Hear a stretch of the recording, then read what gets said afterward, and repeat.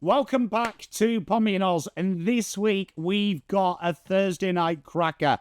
Two sides that are on the edge of the polar that is what is going on at both football clubs. It's Port Adelaide, it's Carlton Football Club, bright lights at the AO. One side is watching a handover process that has had its ups and downs, and the other is literally having a death rattle, and is it time to sack another coach?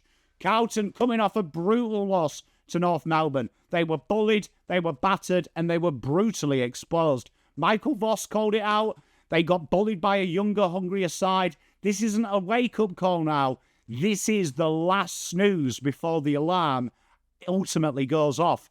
Port, they've had a chance to make a statement the week just gone against Sydney, but they put in one of the more flatter performances of the year. This team should be better than 6 and 8, but they keep going backwards when it counts. The question is simple in this one. Who wants it more? Both sides got a lot to prove. Let's dive into this game after the intro.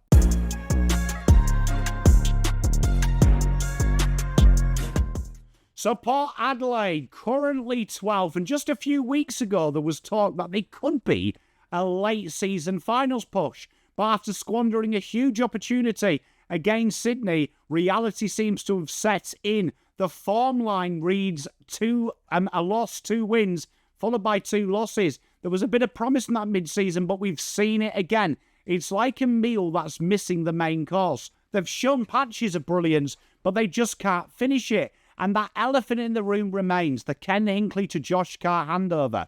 Everyone knows it's happening, but the energy seems weird. And on field, we've seen that. We've seen it look brilliant. We've seen it look abject. And if they don't do something against Carlton, this could be another tailspin where they're in the media for all the wrong reasons. Carlton, on the other hand, currently 10th, same record. They were humiliated, for want of a better word, against North Melbourne, outworked by a younger list and a cleverer, more clear plan. Voss has admitted that they got bullied, and now the road ahead gets even more bumpier. Collingwood, Lions, Melbourne to come. This is really the last winnable game in that gauntlet where we were expecting Carlton to go 4-0. Lose this, finals already is gone. This could be the end of Michael Voss. Let's look at the breakdown so far. The Blues, averaging 80.4 for the season, they're 10th. It's decent, it's reliable. Points against, the defence has held strong.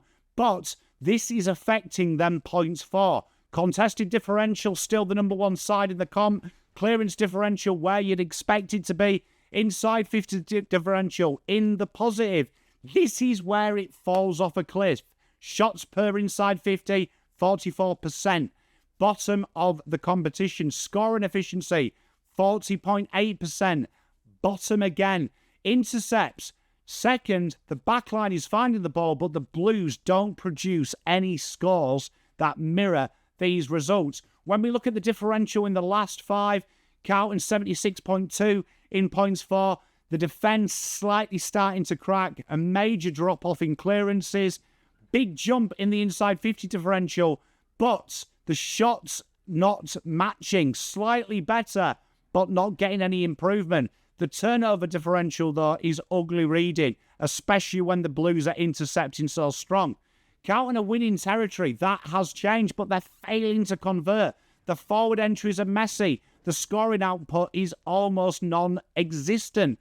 The midfield gets the ball, but it doesn't spread. It loses that battle. And the forward line looks like they're just 6 guys that happen to meet 5 minutes before bounce. The clearance differential down 3.9 in the last 5. The midfield has stopped dominating around these clearances. Teams have worked out how to stop getting that ball on the open side from Cripps and Hewitt to Chera. Chera himself, very guilty of going sideways and almost resorting to a hack first clearance or a first possession that is already contested. The turnover slump suggests a breakdown in connection between these lines, as Carlton have desperately tried to hold on to games. Carlton are rushing disposal, overusing kicks. They're not kicking to space. They're not trying to free up the pressure. They are almost living in the pressure. The scoring decline, despite having more inside 50s, they're generating even lower quality shots from worse angle and further away from goal. And Carlton's ability to miss shots like we saw last week under zero pressure is a rating. And the tackles inside 50, they're starting to slowly come down. Teams are rebounding much easier. What are the fixes for the Blues? Well, Carlton's midfielders are crowding the contest. They're not spreading quickly. Akers has to work harder to bring in his link-up runners. Binns and Hollands, they really need to improve their ball use and try and get the ball on the outside and keep it there. Carlton need to encourage some diagonal exits from the back half of the ground. At times, it's almost like they gain territory for territory's sake with no implementation. Doherty really needs to look at himself here and offer himself as an outlet and look to switch these angles. There is more to football than kicking it down the line all the time. And that forward half needs relayering. Stop stacking the 50 with people just stood there. You've got to create layers. One hits up 45, one stays deep. The high forwards try and get and give sideways leads. Create running lanes for Fogarty, Motlop, Williams to exploit. At the minute, it's very stagnant.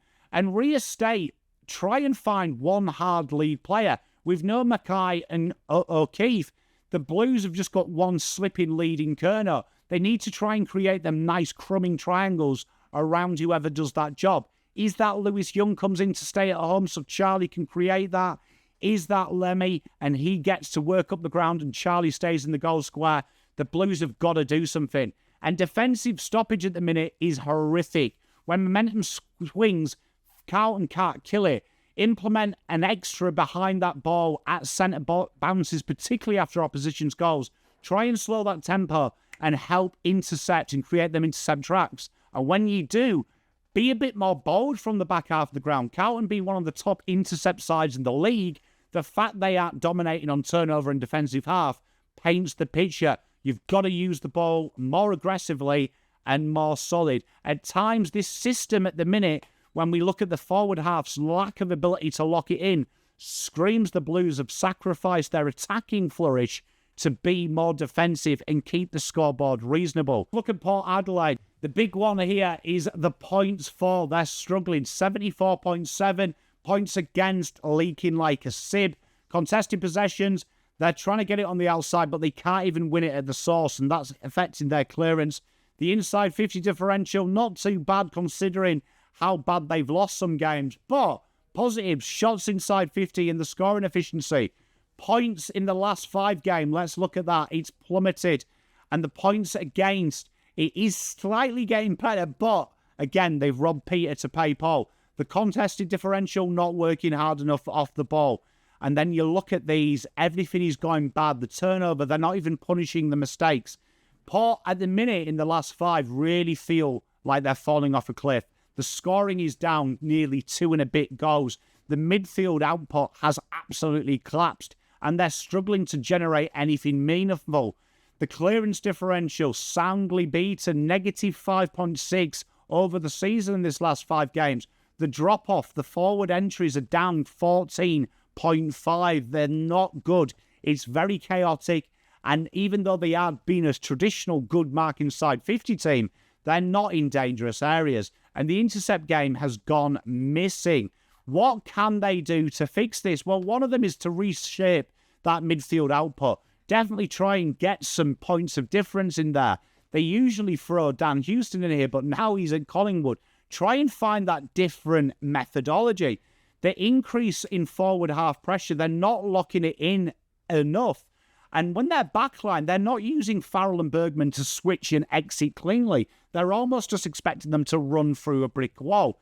The forward half needs to be rebuilt as well. Play a more direct style and look to try and change the angles from outside 50.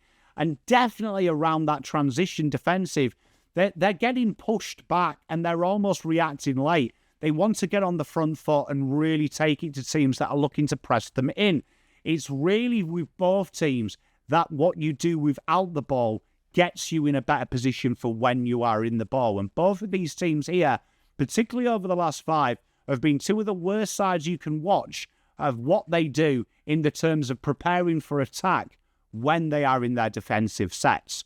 The big picture, Carlton must win game here, or it could be an end of the Voss era. This is about heart, response, structure, and more importantly, making some statements on the selection table. You can't just bollock players at three-quarter time. You've got to set that standard. For Port, they need to stop the bleeding. They are good in patches. It's about refinding their identity. And this year, I feel like Port Power have lost their identity. So there you have it. Thursday night, pressure cooker. It is set to max. Carlton can't afford to fade late again. Not now. The walls are closing in. This is about identity for both sides. It's about proving they're not soft, they're not done, they're not hopeless. There is a heartbeat in that soul. Port particularly is about character and reminding the competition of what they're about. Who wins, who folds, who still wants it? Drop your thoughts in the comments, your score predictions, your takes, your best memes, your best Carlton memes. I'll take them. If you enjoyed this preview and you do enjoy all the hard work we do on this channel, please think about liking and subscribing. It is free. It does really make the difference to me. I'll see you tomorrow night for this game live. Until next time, I'm out.